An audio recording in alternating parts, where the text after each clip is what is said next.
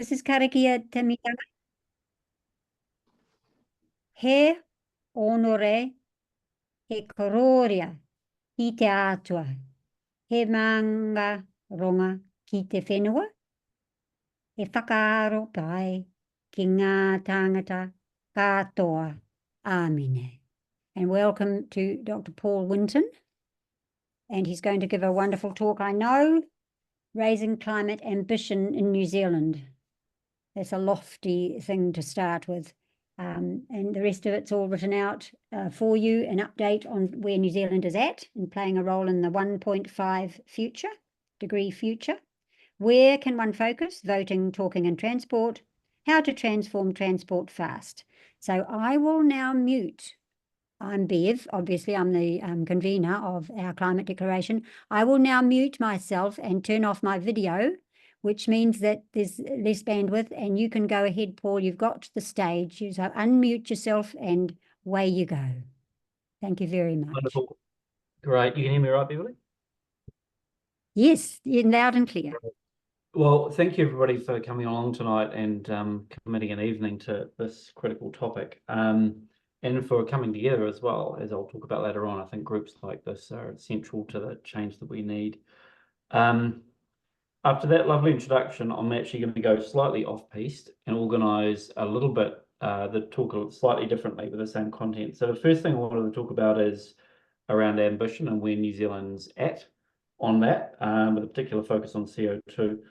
Then I want to talk about briefly about transport and how rapidly that might need to shift if we're to stick to New Zealand pulling its weight on 1.5. Then I want to jump into the Transport 2030 tool, which illustrates the things that matter and don't matter, using Auckland as an example. And I wanted to close, which is a slightly different play of events, with sharing the evolving theory of change and of All Aboard, which is the group that has come together in Auckland over the 4 years, an umbrella group, and talk about how that's actually changed as we've shifted from one government to another government, both locally and nationally, and how we're thinking about influencing things from where we are. Beverly, it's quite a long time to talk without any questions, so I thought I could maybe pause at a couple of points and see if there's any questions or comments along the way, or maybe you could also choreograph if anything comes in, just raise a hand or jump in. So, bear with me a second while I just get my screen up.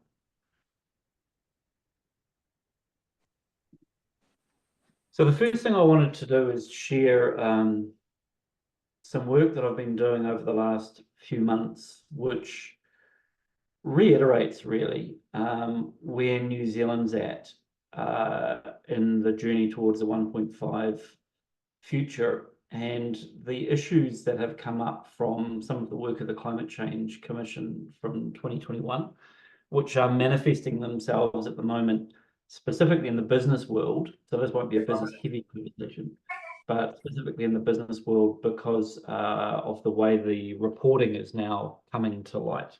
So can you see that chart all right?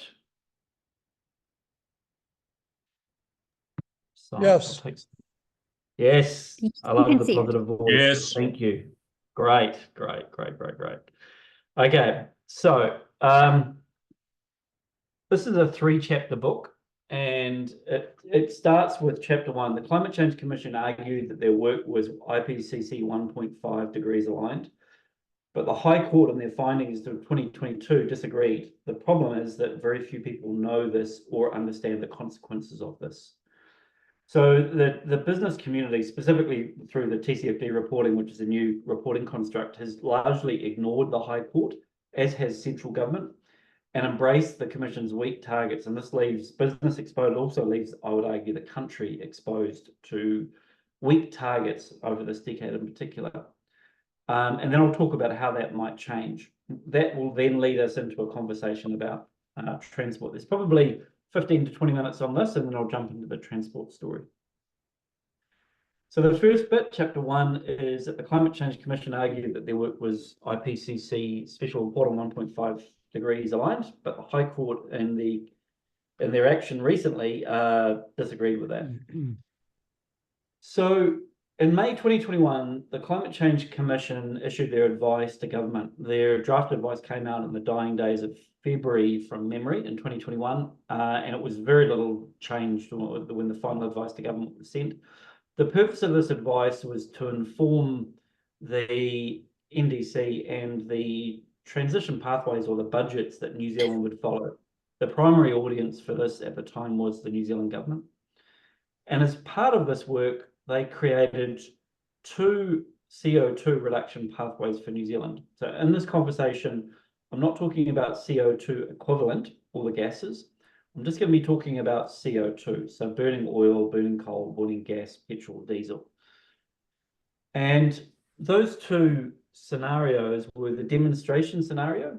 That was a scenario which showed the decline in emissions between 2018 and 2030, on which the emissions budgets, the target cumulative emissions over 2022 to 2035 were to be based. They also had a scenario that they called the ambitious tailwind scenario, which was slightly more ambitious, and that's the black line. So importantly, the Commission explained that these pathways are within ranges shown in SR 1.5. So if we look at, if I can see if I can get my pen going, to illustrate that, the demonstration pathway under their maths, see if I can get my pen going, had a 55% reduction in net CO2 emissions. The IPCC in their special report on 1.5 said that in order to be 1.5 compliant, we needed to reduce emissions by 40 to 58%. So those 2 were comfortably kind of the demonstration pathway from the Commission. This one here, CCC, Climate Change Commission, was aligned with the IPCC. Similarly, the demonstration pathway for agricultural nitrous was within the same range, and biogenic methane from agriculture was close. What that meant in practice is that they argued that in order to be 1.5 compliant, emissions needed to fall from actual 2022 down to 2030 by about 1.3% a year. Or if you took this more ambitious tailwind scenario, about 2% a year. But to make these numbers work, the Commission had to actually make some assumptions that led to litigation days after it was released publicly on the 31st of May 2021. Action was brought by Lawyers for Climate Action, which is a rapidly growing group of umbrella group of lawyers who are working on advocacy and litigation against multiple actors within the climate ecosystem to drive faster action. And the litigation covered 3 main points.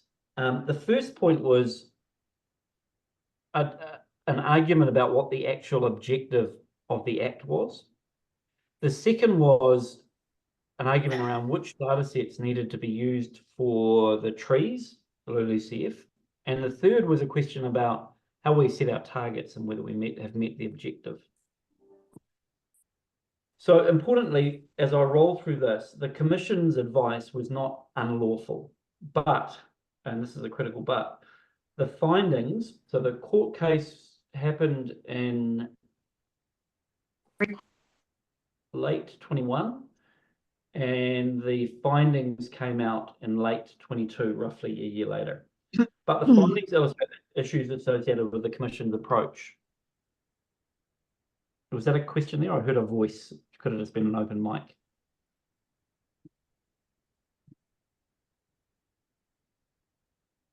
Oh, okay.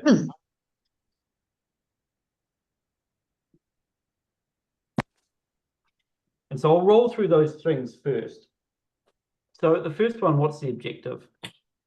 So the Climate Change Commission argued that they actually had no targets between now, or between then, 2021, and 2050. And in fact, the only thing, excluding biogenic methane, which did have a 2030 target, was net zero 2050. That was the only thing that they were on the hook for.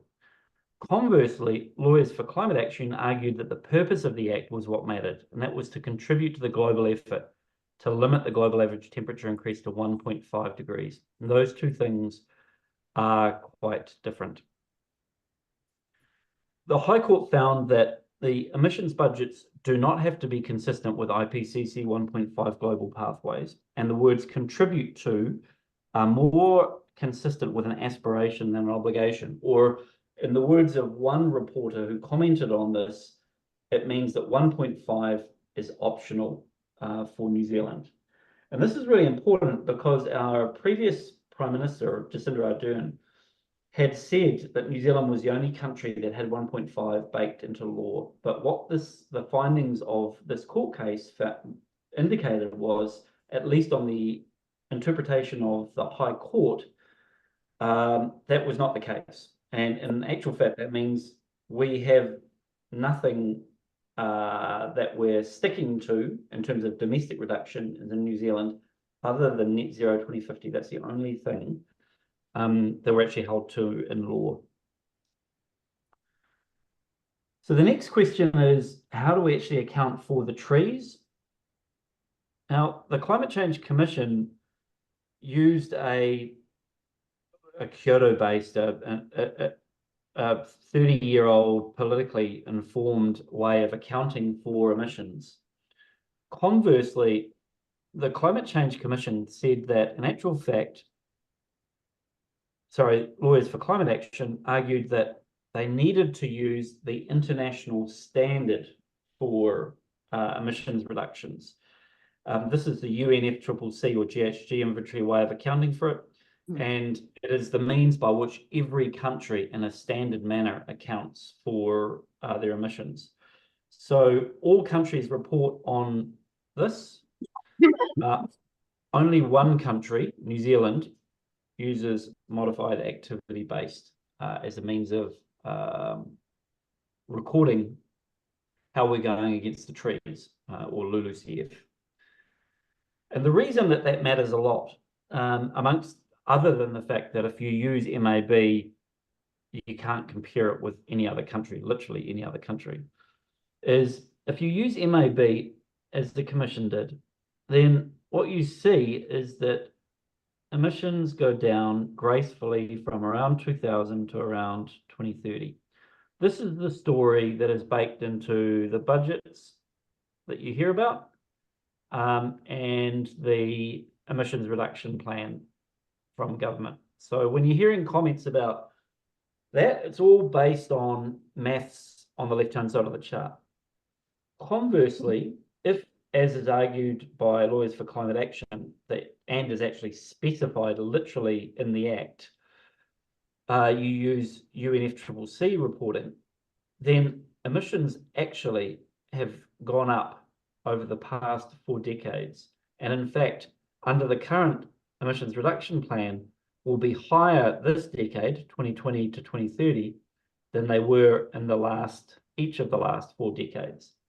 And so that very narrative about how New Zealand's net emissions are going down is predicated entirely on the use of an accounting system that is used only by New Zealand, and without going into the details, basically assumes that there were no trees, no plantation forests in New Zealand in 1990. So the High Court found out of this that the Commission was not obliged to use UNFCCC accounting. So they could use MAB, that was not unlawful to use that. But she did agree that if you do use the international standard for emissions, GHGI net, it shows that our net emissions will be higher this decade than in any of the previous 3 decades. So this is from her judgment of a year and a half ago. So that's not well understood, is that our emissions are actually going up this decade. lastly, did we meet the objective? Now this gets a little bit pointy-headed, but the Climate Change Commission leaned on a method called net, which was what the IPCC used in 2018 to determine how quickly emissions needed to fall. That's Lawyers for Climate Action argued they needed to use that, and it's what IPCC used. Conversely, the Climate Change Commission used another method called gross net, which I'll explain in a moment. So the Commission did use the IPCC's SR 1.5 report, and that considered emissions in 2010.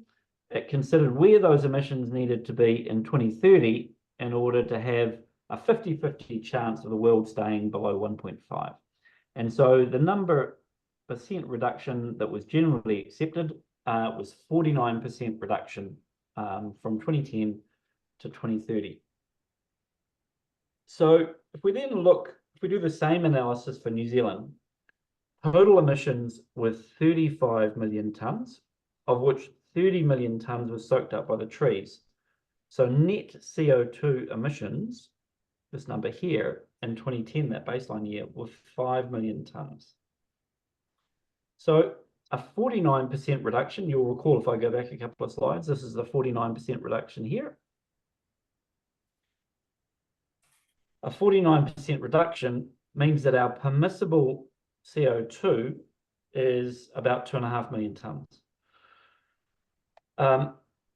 In contrast, the Commission, rather than using net CO2 in 2010, ignored the trees altogether. So they assumed that there were no trees in New Zealand in 2010, and they took 49% off this line to give this number as what they said was permissible in 2030.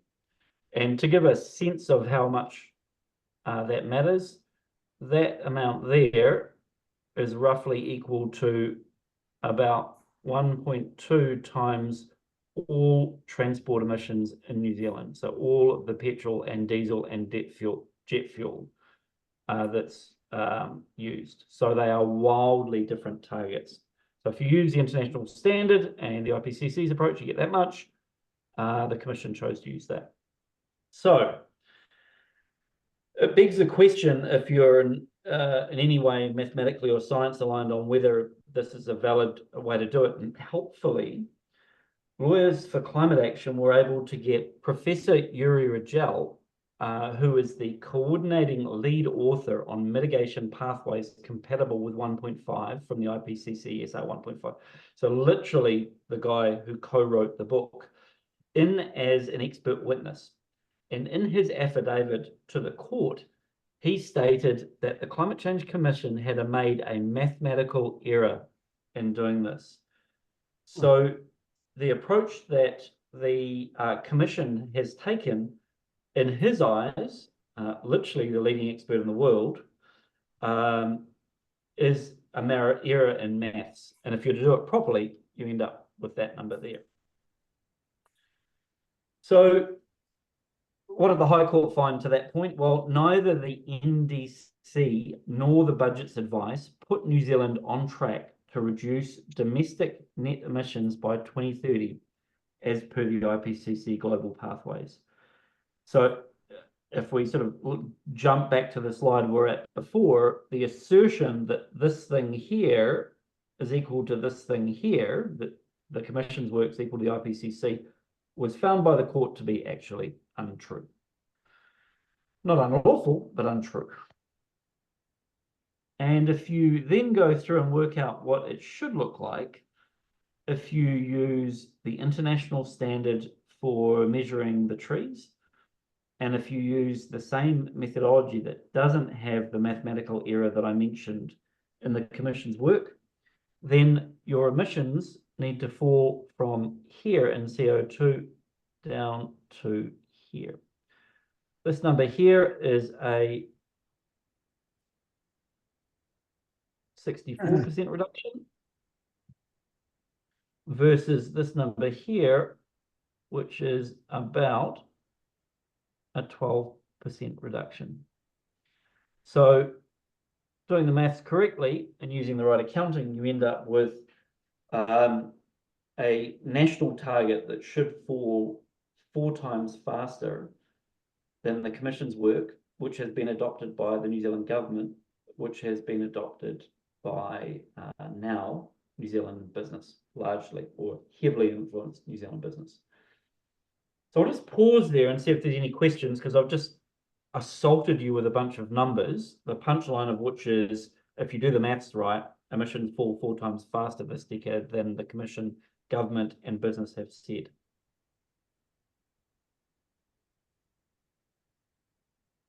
But Paul, I didn't catch Professor Joel Rogel. What's his designation? So Professor Yuri Rogel was the lead co-author on 1.5 compliant pathways in the special report on 1.5 issued by the IPCC in 2018. Kind of at the time anyway, the Bible for 1.5 reduction pathways, and also the science on which the Climate Change Commission based their own 2021 analysis. Thanks for that. Any other questions at this point? I'm sure there will be, because this is quite difficult stuff. Yeah, I had my hand up. Bruce here. Very basic question about your maths. You say that on this chart that the CCC thing wants a 12% reduction, whereas the Lawyers for Climate Action and IPCC say 64%. You say it's 4 times faster. That looks like 5.3 times faster to me. Why is it 4 times? Yeah, okay. So that's this number here is probably actually 62. I've got that written down, and from memory, this number here might actually be 13. So it was 4.5. That'll do. Yeah, that'll do. The curve is right. Also... Yeah. Go ahead, Joanna. Oh, I just wondered, Paul, if you have a rough per annum percentage reduction from those figures. Yes, straight line. It drags us back to this earlier chart, wherever it is. So the Commission argues, the Commission's advice, when one anchors it to actual 22 CO2 emissions, is a 1.3% annual linear reduction. From memory, the annual version of that for the green line here is about 13%. 7 to 8%. Thank you. Now, I can't see your names because Paul's screen is up. That's fine. So just shout out if you want to ask a question. And if there's no one left asking, we'll go on with the lecture. Yeah, there's Helen Polly has a question. Go ahead, Helen. Thank you. Thanks, Paul, for your talk so far. I just wanted to know why this hasn't been talked about more widely on the news, and why it's not been made sort of being put into the public arena. It's a really good question. So the Climate Change Commission, when the court's findings came out in late 2022, chose to frame this as, in lazy words, we won. We thank the Lawyers for Climate Action for testing our thinking, but we won. They chose not to articulate some elements of it which Lawyers for Climate Action did, some of which are the elements I've shared with you already, but also, for example, the fact that the judge found that, I'll quote as closely as I recall, the climate change's advice was misleading to anybody who is not an expert or who had not read all 800 pages in full. So the Commission chose not to share that information. Lawyers for Climate Action did share that. And then some subsequent actors in this, and I guess I'll talk more about this in a moment, have either chosen to ignore it, or are not even aware of it. And so as an example, I presented at the Climate Change Business Conference last week, and I was approached by one of the partners of one of the big four accounting firms afterwards, who had been advising firms on this and did not appreciate this point at all. And so I find it quite astounding. I think your question's a really good one. I think it's been hidden by design by the Climate Change Commission. They've chosen not to share it. And it's quite a pointy-headed, nerdy kind of a topic to pick up. Like it's not a compelling top of the news hour story. Thank Could you. I just follow up on that one, please? Yes. I just wanted to know if you had any information as to why New Zealand chose to be out of step with the rest of the world in these calculations. Why are we doing it one way and everybody else is doing it IPCC way? I wish I knew an answer to that. So I actually struggled to articulate the argument that the Climate Change Commission put forward. And I attended the High Court hearing. It's a 5-day hearing. And I also, this is now currently going through the Court of Appeal. I also attended that. And the lawyer against the Climate Change Commission, the lawyer from Lawyers for Climate Action, said that he found the argument of the commission incoherent. And I understand that's quite strong language for someone in the courts, but I think it also captures the spirit of the issue here, which is it just doesn't make any sense why they would do that. The only thing I would say that they've made some comments about, understandably, our production forestry is cyclical. And if you pick peaks or troughs, particular points, it doesn't lend itself well to points. So they've chosen to do averaging, but that doesn't explain in its entirety, in a manner that I understand at least, why they would choose that, nor why they would choose to do the gross net thing. That just makes no sense to me, and clearly makes no sense as well to Professor Yuri Rajel, who said in his affidavit that it was an error. Thank you.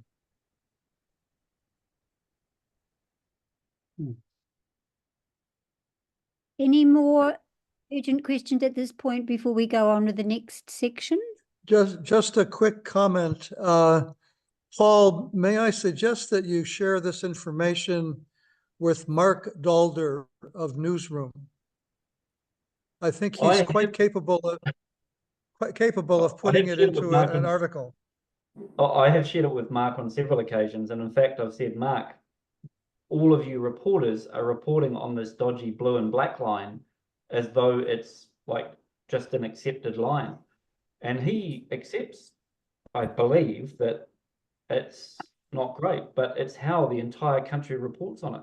It's how all of the data comes out. It's incredibly hard for people to actually tell this story.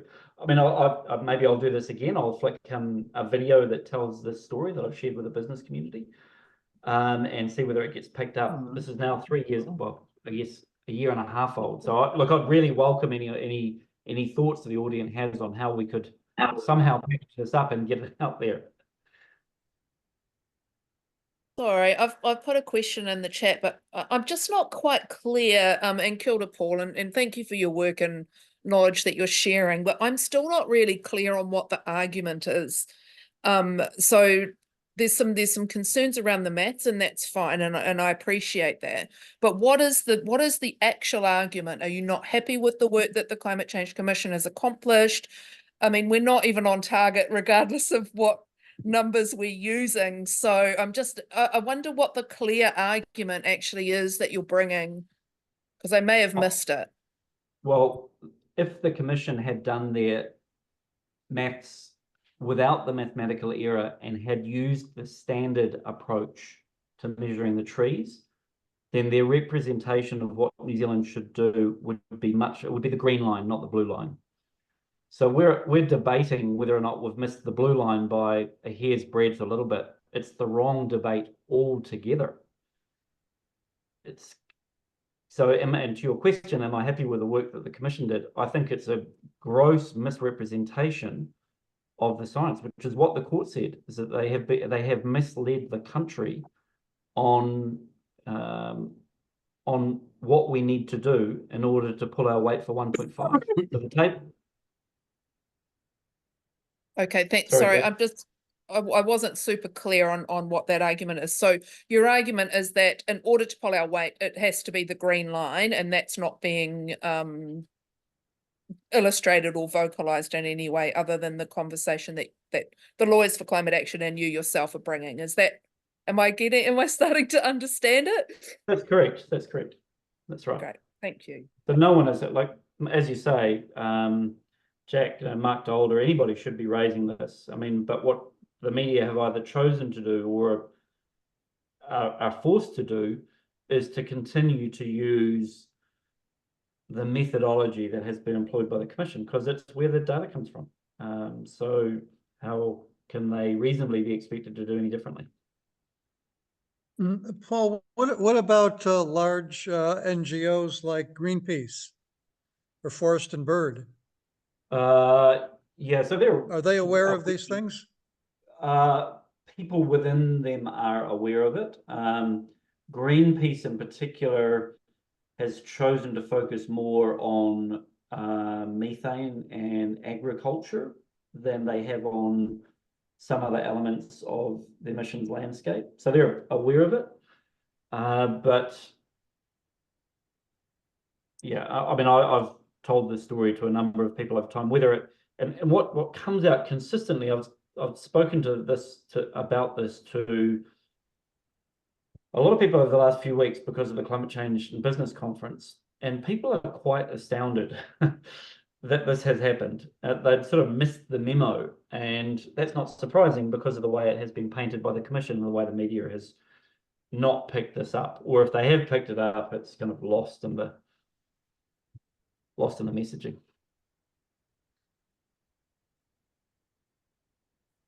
So I might push on unless there's anything desperate to jump in. I'm happy to take any more questions now or to pick up the conversation further. Steve, did you want to have a question, Steve Simpson? Yes, sorry, Paul. Kia ora. I was just going to say, what about people like the Green Party of New Zealand? Is that something that they could publicise or pick up on that? They possibly could. Yeah, so yeah, they could. I mean, it's this question of how do you get to all these people. I think there's a lot of people that could choose to pick this up. Whether they have the time to understand it, whether they think this is a story they want to tell. Yeah, that's what when I do explain this, people are very receptive to it and they're very concerned about what's going on, but it doesn't lend itself easily to a mainstream story. Well, I haven't succeeded in doing it so far anyway. And by the way, this presentation is a presentation that I made in collaboration with Lawyers for Climate Action, who have recently sent a letter to the Financial Markets Authority around this. In fact, I'll jump on and I'll talk about that in a moment. You go ahead and walk down that direction, Paul. Thank you. Okay. So basically the business community, but everybody has ignored these findings. So if we sort of think about what this, let's jump to here. If we think about what this means, the Commission's work is, as the court has found, not aligned with the 1.5 pathways. It's not aligned with New Zealand doing the global average, therefore, let alone doing more than the global average, because we're a wealthy nation that has polluted a lot in the past. And it's not doing well versus other countries. And the risk, and I guess the consequences is a business lens, but it can be extended to businesses. They think that this line here is good enough because they've been told that by the Commission.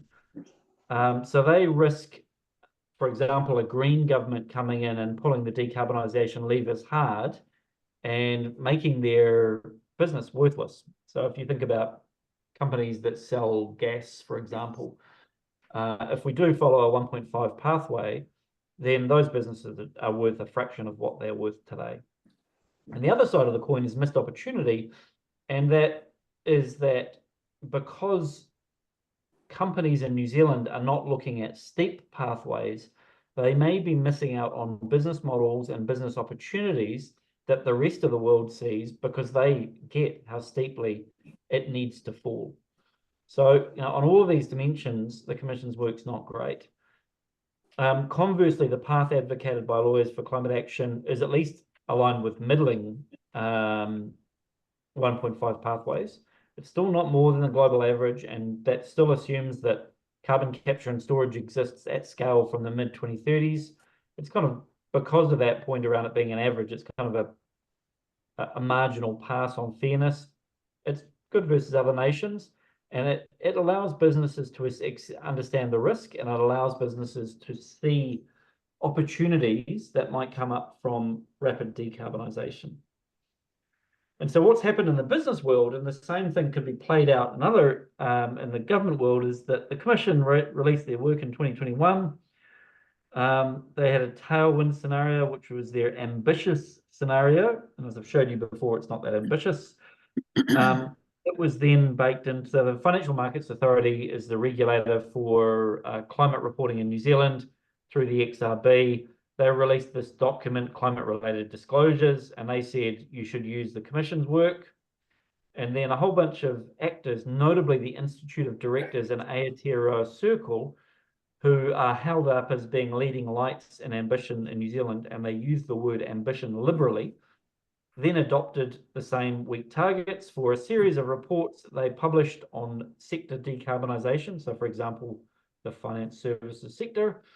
And we're now seeing New Zealand businesses in a widespread manner adopting those same weak curves. So that work has now spread through the business ecosystem and really crushed ambition in business. And if I use a specific example, I met with someone last week who came up to me after my presentation, and they said, that was interesting. And what's happened in our business, and this business is a well-known brand in New Zealand, is we had set our targets based on Science-Based Targets Institute, SBTI, and we were looking for a 40% reduction by 2030.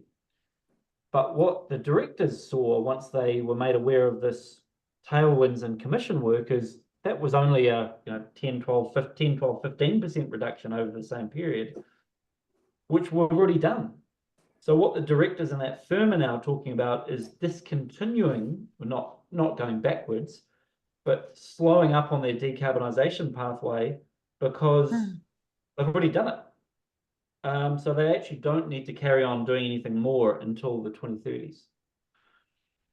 And if I then bring a specific example to bear on this, each of these companies, 200 companies in New Zealand, have to provide these reports. One of the elements of the reports is that they have to test the resilience of their business under a 1.5 scenario. They have to define what that means, and then they have to say, how will their business survive?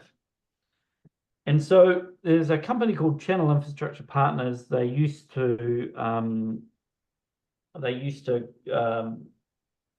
the petrol and diesel up north. Now they're just a distribution firm. So they distribute, I think, about 40% of New Zealand liquid fuels.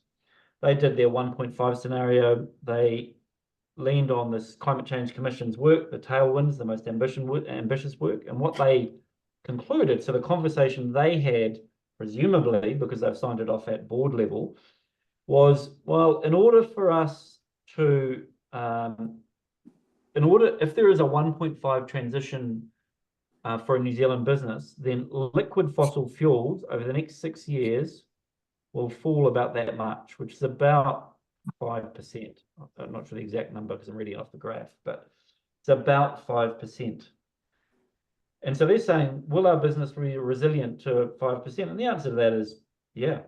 But if you do the maths the way that I have argued it should be done, then it will actually fall kind of that much over that same period. So rather than falling to here, it'll fall to here by 2030. And if you're having a conversation about the resilience of your business selling petrol, diesel, and jet fuel and this is the curve you're following, it's a very, very different conversation to that one.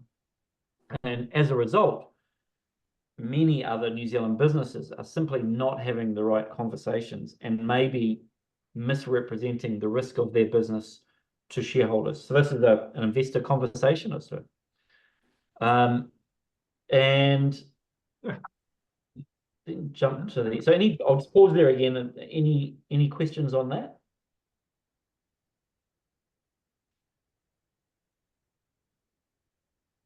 Okay. So how do you turn this around? And this comes down to theory of change. I'm not going to labor this too much, but look, the Climate Change Commission could change this overnight by, as one person said, actually communicating what the court's found more transparently. I think they've been not, there's a bit of a lie of omission there. The regulators could update their work to recognise the High Court's findings. I mean, the XRB in particular published their first work about the same time as the High Court's findings. So understandably, they released it without that knowledge, but there's now a great opportunity to update it. The sustainable business groups I have approached, they know this. They are choosing willful blindness and doing nothing on this. And the consultancies who are doing all the legwork have similarly just adopted the work of these other actors. The reporting entities themselves, companies need to be more aware of this stuff, and they're just amazingly not, which I find astounding. And investors, and I suspect this will end up being one of the big levers here, is that organisations like ACC or the Super Fund need to start actually asking proper questions of the reporting entities. But unfortunately, we haven't seen any action from any of these actors yet. So it remains to be seen what will happen. And I guess on that's what I argued is that in this conference is that people who want to see action on this front need to approach these people and make them aware of what has gone on, such that if they're choosing the less ambitious pathway, then at least they understand what has happened, and they're doing that with full knowledge, which in many people's cases is not the case today. So I'll just stop sharing that. I'll pause and I'll see if there's any questions before I jump on to the second thing. I mean, the punchline here is New Zealand's ambition is terrible because of the work of the Climate Change Commission in May 2021, on which everything is based. Go ahead with your question, Tim Jones. Thanks, Paul. My question is, the politically expedient thing to do for all those actors appears to be to ignore the climate, to ignore the High Court decision. Where is the incentive coming from for any of those actors to change their approach?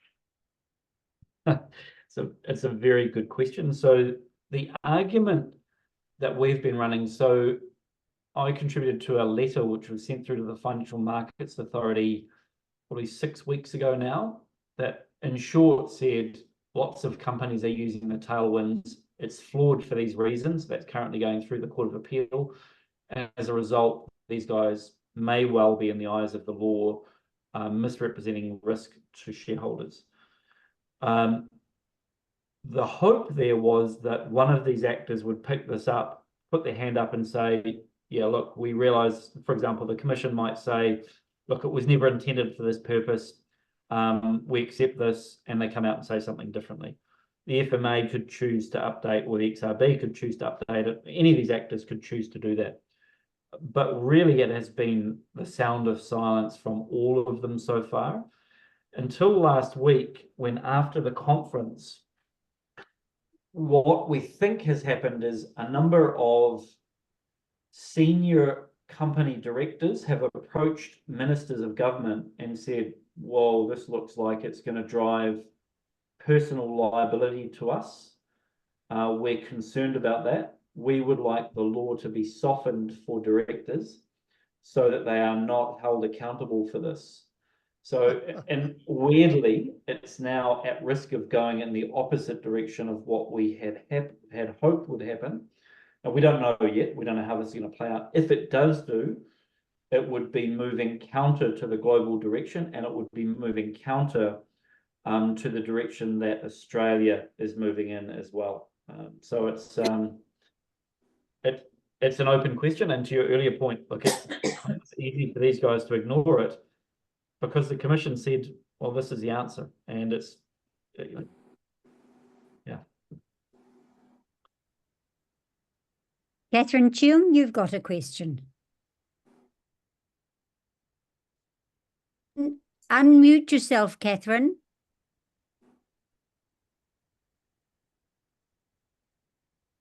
Catherine, unmute yourself.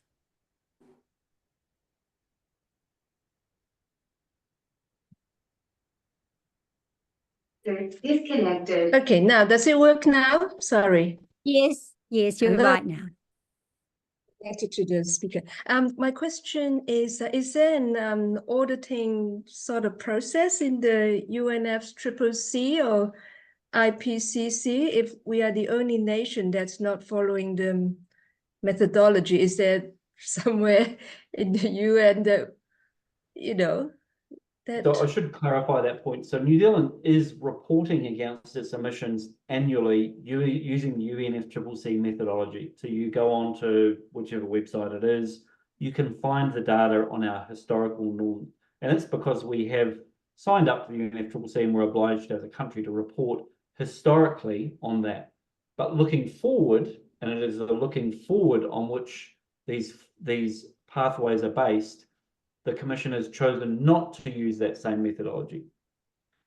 So, yeah, and that's the basis of the court case, really. One of the central arguments is actually that was not a choice that the Commission had, because within the Act, the Zero Carbon Act, it explicitly says they need to use inventory accounting. So that remains in the court now. It's still waiting through the court. Thank you, Catherine. Now, Lindsay Wood, you've got a question. Yes, can you hear me okay? Yes.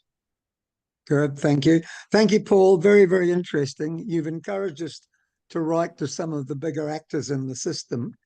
It's always good to have some salient facts to be able to relay.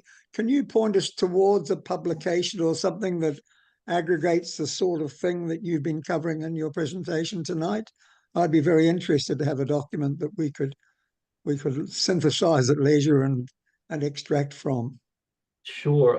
The closest to that, I mean, the two, there is no one standalone report. I have been focusing on doing this in a presentation format like this to engage with people to gain an understanding of it. I think there's a lot of reports flying around. I'm not sure many are being read at the moment. So what I can share is a 20-minute video that summarizes this conversation. And I'm more than happy to share the analysis behind this as anyway. If anybody is maths aligned, then it's not complicated. It's once you've got the basic data sets out of it. Well, that sounds good. Just picking up then, are they available through links, public access links, or are they just ones that you would share on a one-to-one basis? Oh, I'd just share. I'd probably have to tidy it up and get rid of comments to self, but absolutely, it's not wonderful. It's not rocket science, Thank and you I'm more than happy to share it. Absolutely, yeah, absolutely. Thank you very much. In the absence of any more questions, would you like to go on, Paul, with the next part? Yeah, for sure. So that sort of I guess that's sort of item 1 on the agenda, and then item 2 will be quick. And if you believe that CO2 emissions need to fall as steeply as I have argued they do, if we're to pull our weight just in a middling way for New Zealand, it means you need to, and the math there was a 64% reduction in gross CO2 emissions. It means you need to pull those emissions out of something. If we assume that we're going to keep the smelter, if we assume that we're going to keep some of the sort of big things that generate emissions, including flying, it leads you right back to terrestrial transport. It leads you to the point where you need to strip 75 to 95% of your petrol and diesel out by around 2030, so within 5 to 10 years. So that's the scale of change that science demands in order for us to pull our weight. And if I just frame that in a slightly different way, I'll just talk to this. the remaining global CO2 budgets, so how much we can emit before we blow through 1.5, were calculated in AR6, released in 2021, and have been updated since. The latest update was shared by Antonio Guterres from the UN in June of this year. And that report said that the global budget for staying below 1.5 with a 50-50 chance is 200 billion tonnes. The world is currently burning through about 40 billion tonnes a year. So at the current burn rate, our budget will be blown by 2028-ish. If you want to run a straight line, then that gives you an indication of how steeply we need our emissions to fall. So when I talk about the New Zealand maths saying it's kind of 64% CO2, which means 75 to 95% New Zealand, that's just speaking to what average global science demands that we do if you do the maths as the IPCC did, and if you use the UNFCCC way of accounting for the trees. So if you need to pull out that much of your emissions, that's quite a big ask, and it then begs the question, how might you do that? And so I now wanted to jump to the third point of the discussion, which is just talk through a tool that I've used over the last 4 years called Transport 2030. And some background to do that, is once I concluded that we needed a largely decarbonised road transportation by 2030, this was around 2020-ish, we lose time during COVID days. I then sat down and worked out a view on how you might actually do that in an equitable manner, and tested that with a number of players, and particularly engineering consulting firms who design such things, because I'd come in cold, I knew nothing about transport. And I just did very much a first principles assessment of it. And I tested it with a company called MR Cagney, who are a consultancy firm in Auckland, and very focused on urban design, equitable transport. And they tested it, and they over summer of 2019 and 2020, and they came back to me afterwards and said, look, we'd hoped you'd missed a zero on your maths, but actually you're bang on, and the maths that you have done, we need to share with a lot of people. Do you mind if we package that up as a website? And so they did. They packaged it up as a website called transport2030.org, and I'll share that with you now. It's Auckland based, and I'm always mindful of being in Auckland and telling the rest of the country about an Auckland story, but unfortunately it's one I know well. It does tell the story about many urban landscapes and what actually matters in transport, which is quite different to what many of the decision makers had previously believed, and in fact still believe if you look at some of the decisions going through government at the moment. So bear with me a second while I just get this screen working.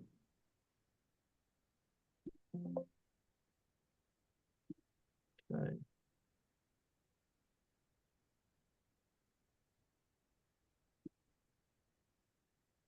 Okay.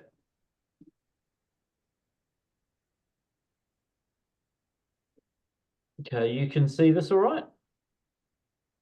Yes, yes, yes. Okay.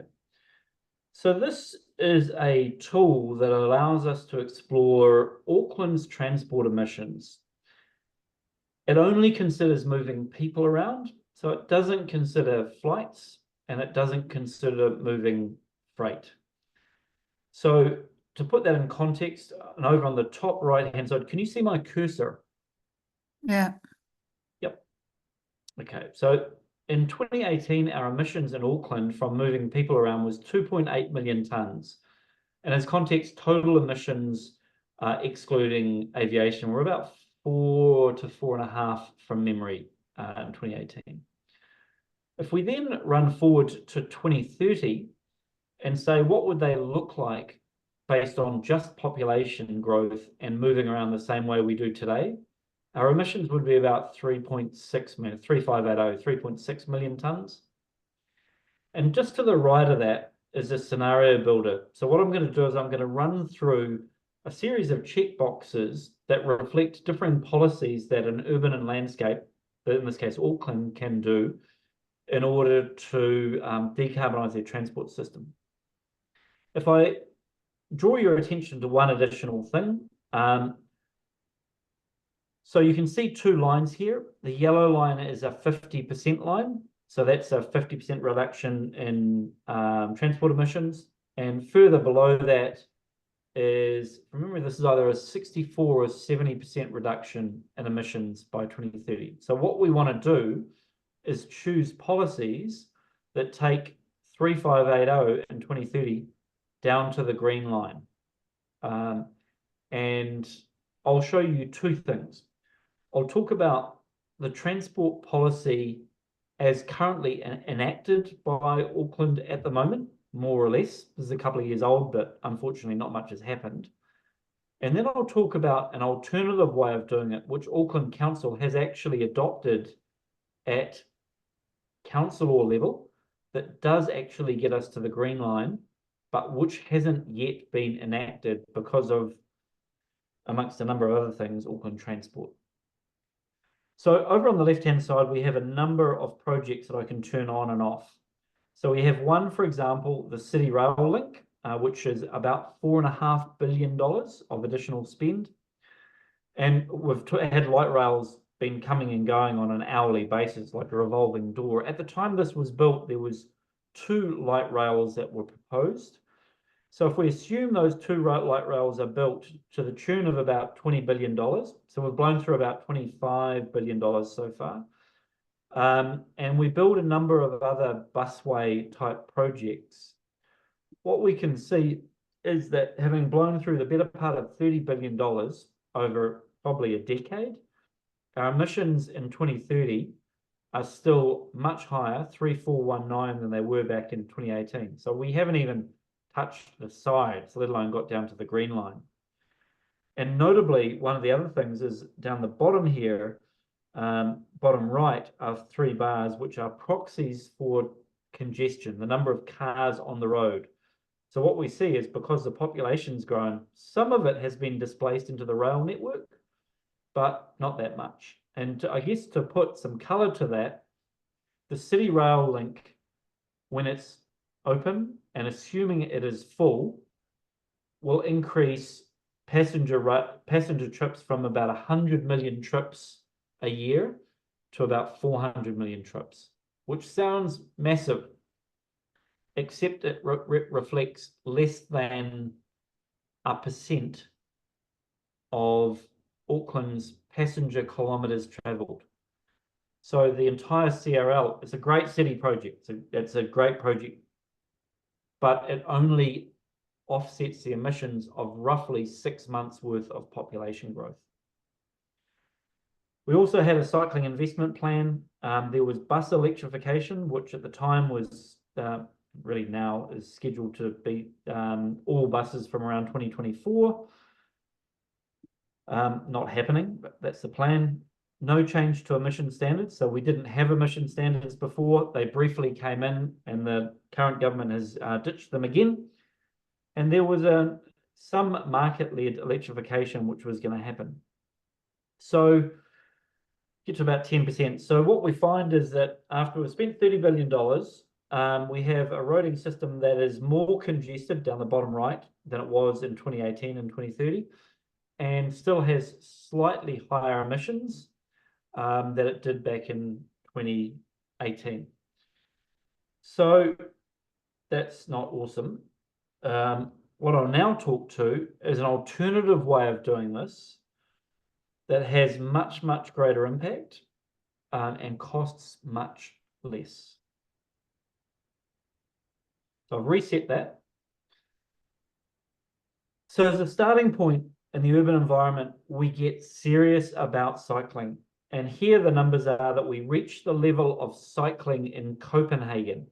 And by in Copenhagen, I don't mean the cobbled streets of downtown Copenhagen.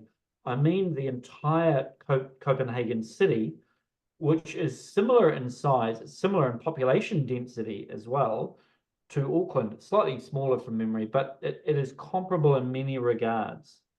It's 12 times more than we do today. So that one thing, cycling levels of Copenhagen, actually gives us more emissions reductions than all of those CapEx projects, $30 billion of CapEx in Auckland that I outlined before.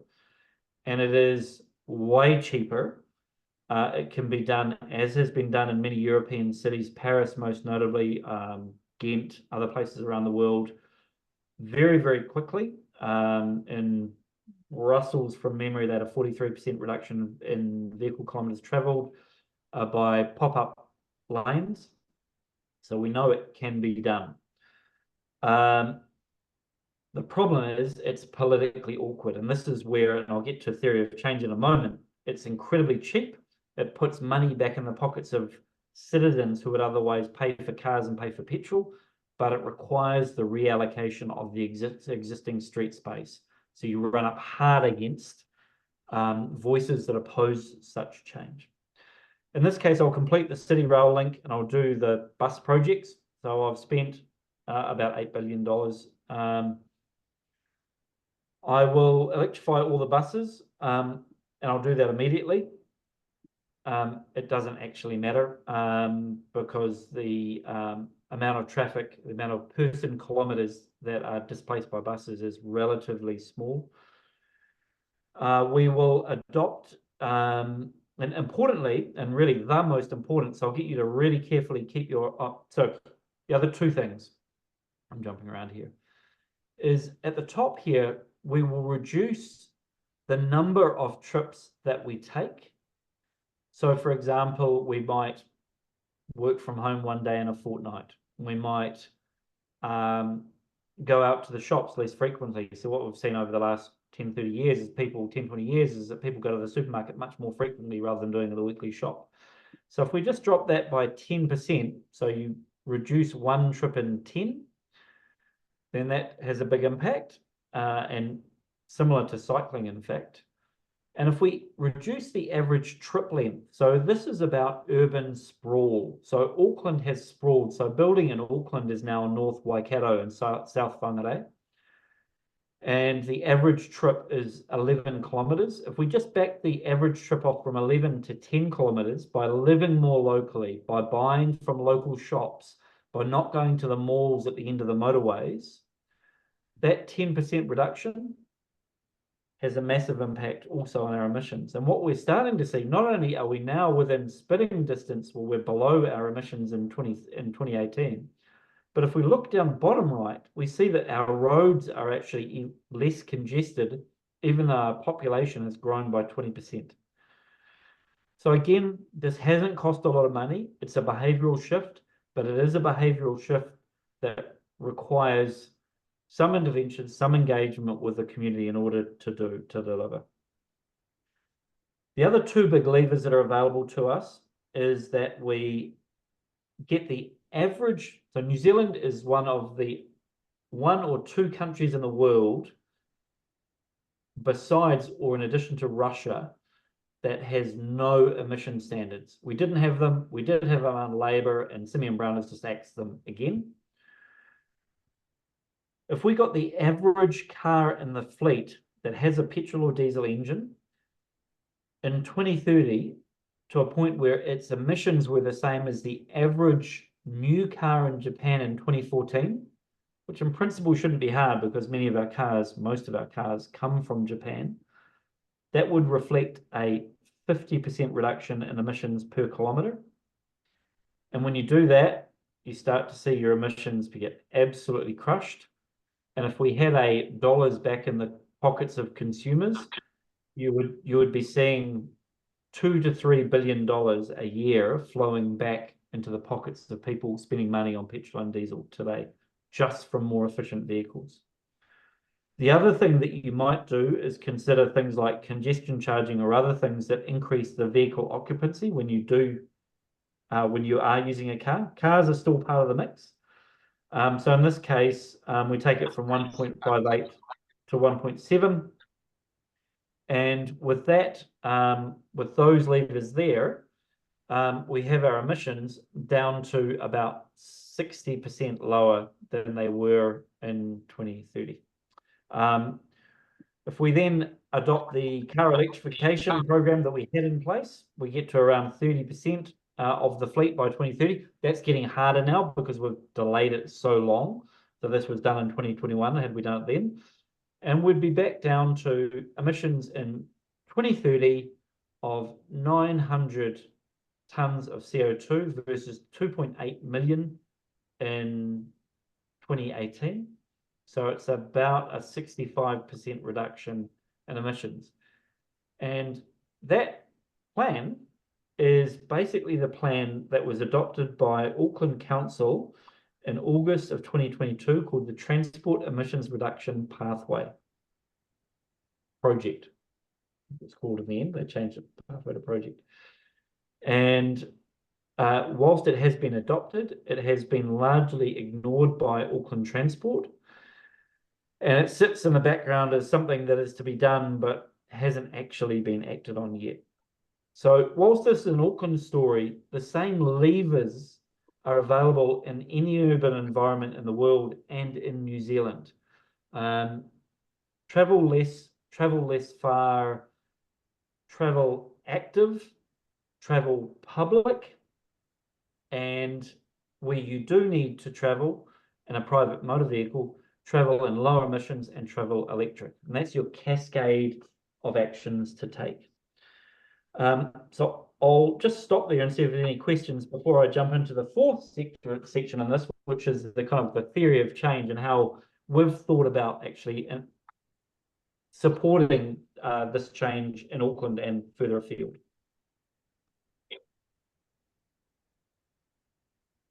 Hello, Paul. Can I ask a question, please? Please. Thank you very much. Fascinating. I'm involved with a parallel, if less sophisticated study in the Nelson area. And the same issues you've cropped up have cropped up for us. It's very, very interesting to see your numbers. A couple of comments and a couple of questions. For us, 25% of transport emissions come from very short trips, under 5-kilometre journeys. So we've tended to distinguish between decarbonising short trips and decarbonising longer trips. That's point one. I'd be interested in your comments. Point two is, have you factored in the savings on the health budget, which is round about $2,000 per year per fossil fuel car on the road? And I guess the third one is, how do we keep cars off the road once all the arterials are flowing nice and freely? Induced traffic gets people back on them. So do you have comments to make on that? Or maybe that's in your next stage of the presentation. Yeah, so I have 2.5 comments to your 3 comments, I guess. On the short versus long, that makes absolute sense. And I mean, that's really the target, particularly around the active modes, is walking or making cycling safe and accessible to a broader range of people where they can travel. So we're not telling everybody they always need to travel in a bike, but those options should be available to them. So that makes a lot of sense what you're focusing on there. And the story is the same in Auckland, and I'm sure it's the same in many urban landscapes. In terms of the health budget, that was not included in this. This was very much emissions and congestion centric. But much of the work you're talking about has come up over the last couple of years, and we're seeing the public health physicians, in particular public health sector, becoming more vocal. They're not as vocal as I would like them to be, but those stories around particularly the morbidity and mortality impacts, even if it's not the economic impacts, but the morbidity and mortality impacts are being articulated more clearly. And in terms of keeping cars off the road, I mean, an induced demand is a very, very good question. I don't have a clear answer to that. Induced demand is clearly a very real thing. And I'm unclear on, once you do clear these things up and you do create these alternatives, credible alternatives for many trips, whether that sort of sorts itself out or whether you still end up with the inevitable induced demand, whether that is maybe the universal way to go. So yeah, so that's an area I feel I'd be stepping out of my lane on that last one to comment on that. Thank you very All right, much. just before thank you. That was good. Just before we go on to Jack's question, somebody's still got a bit of noise. So could you mute everybody? Mute, please, unless you're speaking. So go ahead, Jack, with your question. Thank you. Paul, I'm wondering if you have any data or impressions of what benefits could be derived from the 20-minute city idea. You know, there's a few cities around the world that have said that they've adopted this approach where, you know, Yes. it's an idea of live, work, play within active transport, because it seems to me that as your example has shown, reducing, you know, the number of trips and the length of trips has a dramatic impact. And if we reduce the need to transport goods and people in the first place, it seems to me we can make an even bigger impact. Absolutely. And the 20-minute city, which is the softer version of the 15-minute city, is a really beautiful articulation of what you see here, which is an engineer's approach to telling the story. And I think what the 15-minute city has done very well is it communicates that in a way that is more real for many of us. The places we play, exercise, work, eat, engage with others. To my knowledge, that was first articulated in Paris, or at least in France, but I think it was in Paris, and then since has been adopted, at least in principle, in many places around the world. So I think it's a wonderful way of framing how we can bring this thing to life.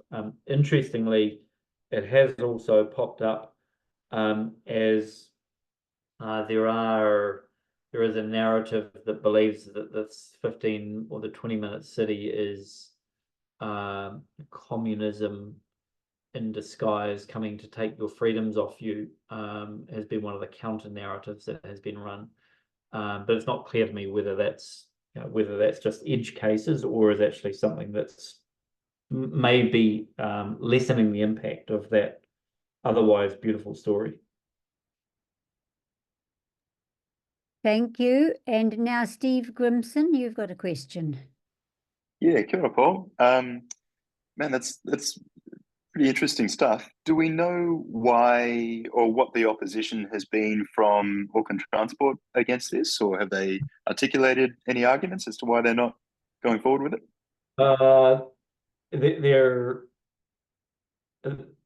They're fragmented. I think the core reason that it hasn't happened, if I answer that first, is that there is what was described by one author as a layer of clay below or including the executive team, who simply do not believe that this is possible. And across 3 chairs and 3 CEOs have managed to get their ear and convince them that these things, even though they've been done elsewhere in the world, have not been done. When we hear the official reason for this not happening, it's usually that, for example, All Aboard took Auckland Council and Auckland Transport to court over their inaction on this stuff.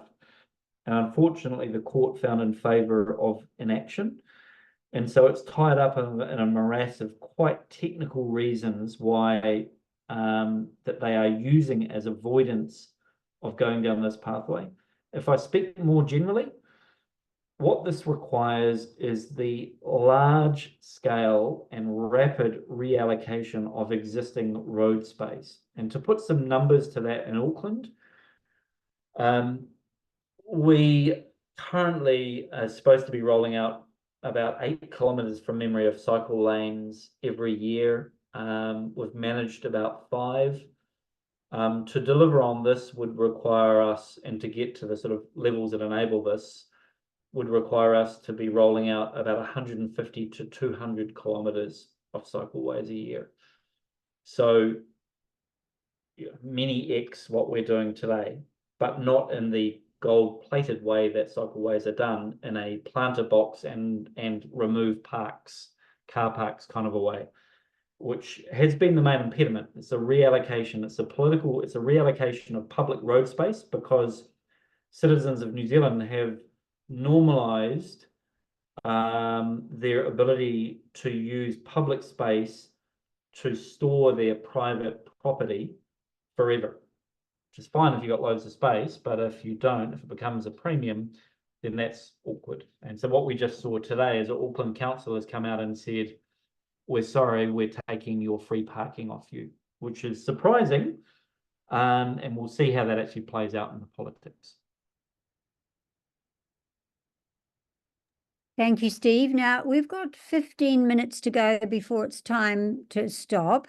So I think we'll go on with the next. Is this the last bit of your presentation, Paul, this next bit? Yeah, so I was just going to talk more generally now to how you actually bring this to effect. Like, how do you actually, and I wanted to talk about the all aboard theory of change and how that has changed across governments. So what I'll do is I'll share a couple of just sort of perpetual draft pages that we've used to shape our thinking internally about how we actually have bring about effect to these things, how we support these kind of changes. This one, where is it? This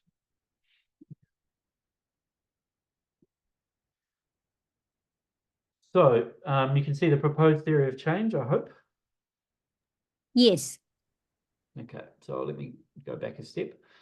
So back in 2020, so we sat down and thought, how are we actually going to bring about this change? And we had a view of what was needed, which was reflected on the analysis before. And we recognized that there was 4 main actors whose decisions were going to either allow or impede this in Auckland. It was firstly Auckland Transport, and there was 2 people, Shane and Adrian, the then chair, then CEO, then chair. It was the board of Waka Kotahi. It was the Auckland councillors, and it was the then Minister of Transport and the Ministry of Transport. So in number, that's 40 people. So we identified 40 individuals who needed to be aware of the solution and supportive of the solution, or at best not impeding the solution, in order for it to go ahead, in order for this program we talked about. So we started just by talking to these people one-to-one. So I presented to the Auckland Transport Board. I cornered Adrian. I took her out for a coffee. I ran her through Transport 2030. She was astounded at what actually mattered. She had thought the CRL would fix it. I presented to the Waka Kotahi Board 3 days before their annual strategy conference, and they were really surprised. This is 3 years ago now. Climate change was a thing then. And the comment from them was, maybe we should include decarbonisation in our strategy workshop this Friday. And again, they were just completely ignorant to what the drivers were and the need to do this. Auckland Council, similarly, I met with Phil Goff, and he adopted these recommendations as his lead transport policy going into the elections in whatever year it would have been, 2019, I think. I met with him, outlined it on a whiteboard, and thought I'd never hear from him again. And then 2 weeks later, the policy was published in the paper as his transport policy.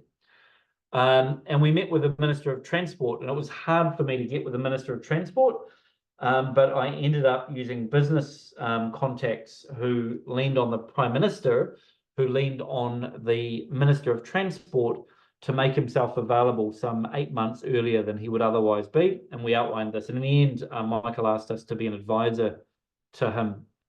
We also, in getting to these audiences, brought a lot of other people up to speed. So we worked with Lawyers for Climate Action. We worked with Ira Teao, who's doing amazing work in health, Bike Auckland, Greater Auckland, influential climate voices like Greenpeace and School Students for Climate Business, EDS. So Gary, I went in and talked to Gary about what mattered, talked to Oxfam.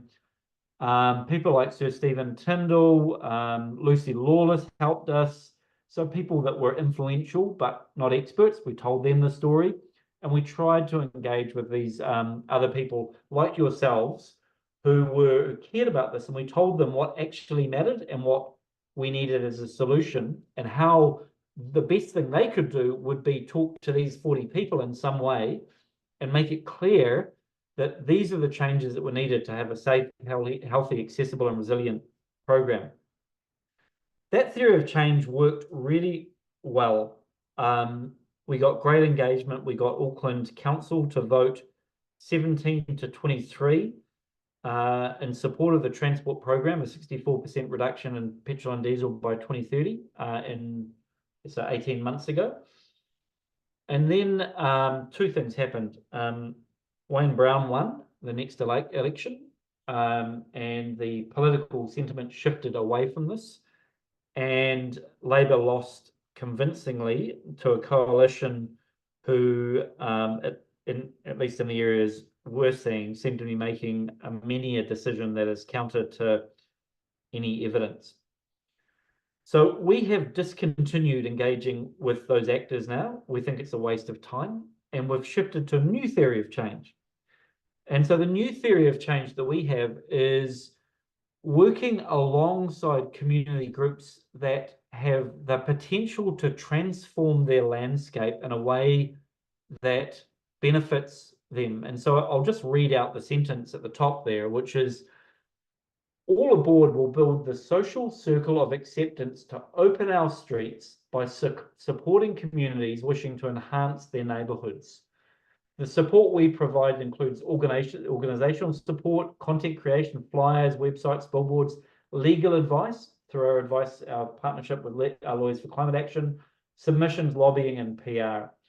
So we want motorists to feel heard around the pain of the current system, and we want the stakeholders to understand what the future transport ecosystem might actually look like and how it might benefit their neighbourhoods. So the way we've done that is, one example is Western Cycleways last year was a program of 3 cycleways of, I'm guessing, 10 kilometres that was going to be shut down. So our community rallied around that and made it really clear. We had 60 groups come together and really clearly lobby the councillors, send an open letter to the councillors from about 12 or 16 schools, business groups that just said, we want these cycleways. We're now working with a group of teachers in Manarewa in South Auckland who would love to see cycleways put in around their schools so kids can get to and from school safely, so parents don't need to drive to schools. That has been impeded, that has actually had funding cancelled by the local board. We don't know why, but they have turned down a $7 million cycleway project. And they're on the, we're now in the throes of another project where $14 million had been made available to do cycleways over the next few months. And it remains to be seen whether that local board will oppose it or not. So we're working with local teachers and local community leaders in order to raise awareness of this and to amplify their voices so they can be heard by the council. So we're really getting down, before we were at decision maker level, we think the decision makers now are working in an evidence-free manner. We're now working down to the communities and seeking to build support and support the communities that want this stuff to happen. And it's, I guess, an open question about whether this works, but that's the way that we're deploying our resources at the moment and our spare time at the moment. So that's really the end of it. And it's really, I just wanted to share this last bit because it talks to the evolving way that we're thinking about bringing about change in transport and the sort of, I guess, the experimental nature to it as well. Like we have a lot of very, very clever people. We were reviewed by Queensland University and they were very impressed by what we've done. But even so, we're making this up as we go. I'm an engineer who knows a lot about figuring out whether to invest in businesses. I know a lot about the mathematics of GPS, but we don't know how to do this stuff. And we're experimenting to figure out what actually has impact. So I'll pause there and just see if there's any questions to that as we sort of head towards the half hour.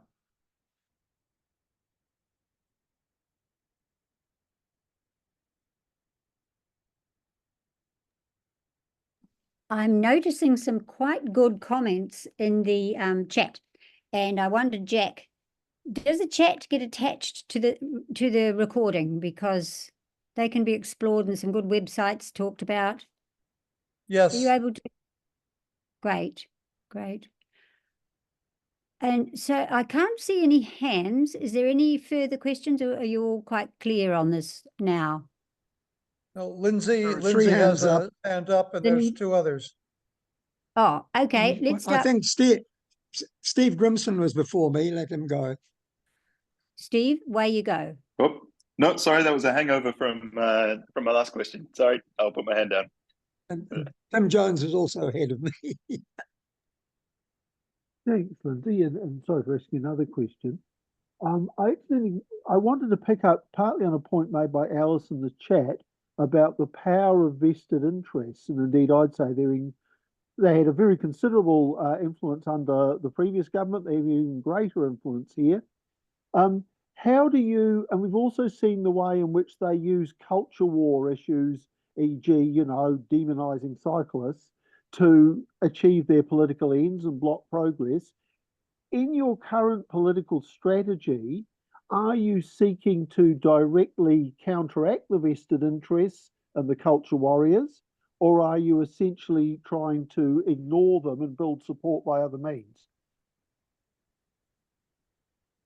To some extent, both. So we're leaning on the work of Dr. Jess Berenson-Shaw, who's done a lot of work on how to communicate about climate change. And if you're thinking about this, I'd really encourage you to look at her report that we actually funded a couple of years ago that uses evidence-informed frames or messaging that resonate with the public. That's where the term opening our streets has come from. So that's a term that has been tested with audiences. One of the elements that Jess argues is you don't argue within the same frame as people. You reframe the question in a manner that suits your own arguments. If you end up trying to undo their mistruths, it ends up in many cases actually reinforcing that mistruth, that misrepresentation of the truth. So that's, I guess, I mean, the argumentative engineer in me always wants to go back and say why it's wrong. So I've had to untrain myself on doing that. That said, the other side of it is we do actually call people out where it's incredibly explicit. And one person and one company that has been appalling this space is Toyota New Zealand and Niraj Lala, who is the previous CEO. So with one side of his mouth, he's talking about decarbonisation. With the other one, and we know this because it's documented, we know a lot more, but it's not documented. He has opposed emission standards, opposed electrification. This is within submissions that are publicly available and signed off by him. And Toyota New Zealand opposed the rollout of safe cycle lanes that would be used by kids for schools past Toyota New Zealand in central Auckland, because it was going to make it hard for them to park their car removal trucks. So when that does happen, I have chosen to make it explicit when I have such a forum that he or they are doing that. So that's one example, and it's an easy example to build the evidence base for. But in general, when we do see these sort of egregious things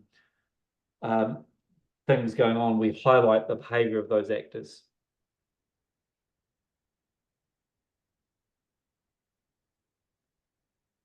Now, any more final questions? Yeah. Can I go in now, please? Yes. Thank you very much, Paul. I'm interested to know if you've encountered the US organization called Strong Towns. If you haven't, I'd encourage you to do so. They've done a lot in this space. Their CEO is also an engineer like you. Strongtowns.org will get you there. A wealth of information, a lot of it in the grassroots area, and a lot of it counterintuitive. So I just encourage you to go in that space if you don't know it. Thank you. I will have a look. Thank you. Yep. Well, in that case, with the time at 8:28, I want to thank you so much, Paul. You had a big day. You jumped off a plane and rushed up the motorway to be in time. You were on time, and you're probably really hungry, and you probably need a glass of whiskey as well. So I encourage you to do that. And a lot of it didn't make a lot of sense to me, but it started to make more and more sense as the evening went on. So I'm just going to thank everybody for coming along very much. Please share it. Please tell your friends to look at the recording. And I will finish now with a goodbye and a karakia whakamutunga, the closing karakia. Kia tau, kia tātou katoa, te atawhai o tō tātou ariki, I ihu karaiti, mi te aroha o te atua, mi te whinga tahitanga, ki te wairua tapu, ake, ake, ake, amine. And goodbye to you all. Kia ora. Thank Kia you. ora. Thank you very much. Many thanks, Paul. Bye-bye. Ka kite.